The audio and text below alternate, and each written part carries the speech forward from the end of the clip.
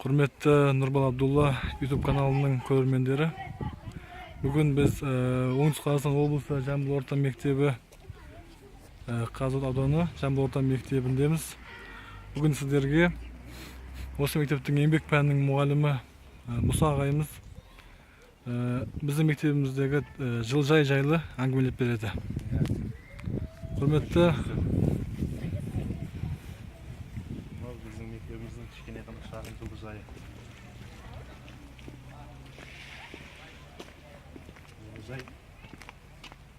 Жылыжай, мына жылыжайымыз. жылыжай.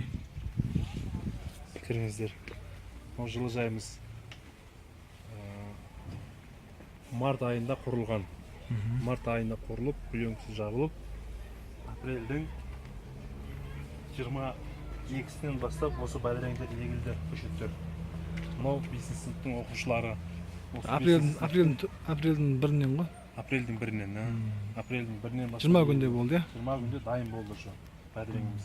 20 күннің ішінде біздің оқушыларымыздың арқасында байраңдарымыз мынандай жетістікке жетіп жатыр. Осындай өнімдер беріп жатыр. Қандай түрлі өнімдер беріп жатыр. 20 күн ішінде, я? Бәдіренге қоса мына жерде помидорлар да егілген.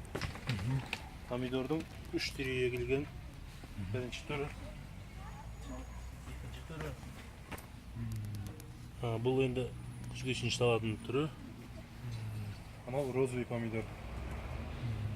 Бұдан енді кішкене болса да өнім аламыз. Өнімдерімізді базарға шығарып сатып, осы оқушыларға құрал-саймандар, еңбек сабағына қажетті құрал-саймандар, жабдықтар аламыз. Бәрін жақсылап орап шығыңдар қолдар. Міне осы біздің тіршілігіміз. Жақсы, рахмет. Сабақта бір мезгіл тәжірибелік сабақ өткіземіз. Бұл жалғыз бестер емес, барлық класстар шығады.